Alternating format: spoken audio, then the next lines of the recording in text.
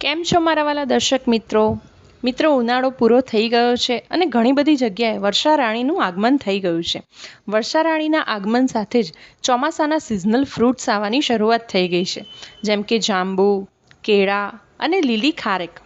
મિત્રો, આજના વિડીયોમાં આપણે લીલી ખારેક વિશે વાત કરવાના છીએ. લીલી ખારેકને ઘણા બધા લોકો ખલેલા તરીકે પણ ઓળખે છે. તે મુખ્યત્વે બે પ્રકારના હોય છે, લાલ અને પીળા. બંને ટેસ્ટમાં તો બહુ જ સરસ હોય છે.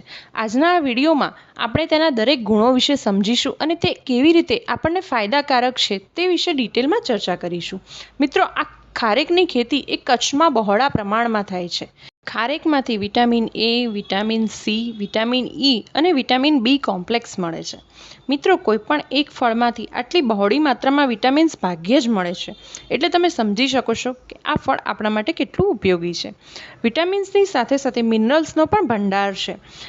ખારેકમાંથી આપણને આયરન, ઝીંક, ફોસ્ફરસ, કોપર, સિલેનિયમ, પોટેશિયમ અને મેંગેનીઝ ભરપૂર માત્રામાં મળે છે.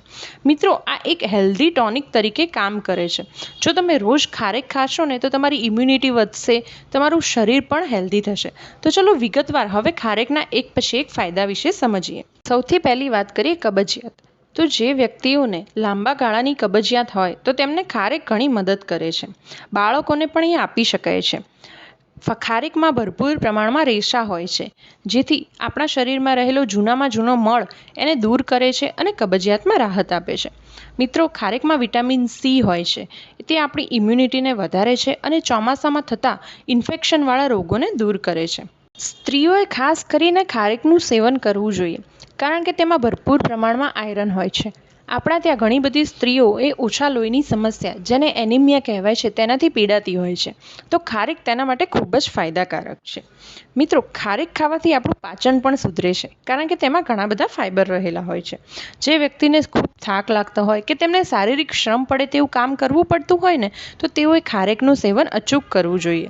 મિત્રો, જે બાળકો ગ્રોઈંગ એજમાં હોય તો તેમને વધારે પડતા પોષક તત્વોની જરૂર પડે, તો તેઓને પણ ખારેક આપવી જોઈએ, કારણ કે તમે સૌ જાણો છો કે ખારેકમાંથી આપણને ભરપૂર વિટામિન્સ અને મિનરલ્સ મળી રહે છે.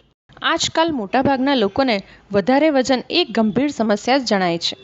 તો મિત્રો, ખારેક તેમાં પણ ઉપયોગી છે. મેં પહેલાં જણાવ્યું એમ ખારેકમાં ભરપૂર પ્રમાણમાં ફાઇબર હોય છે.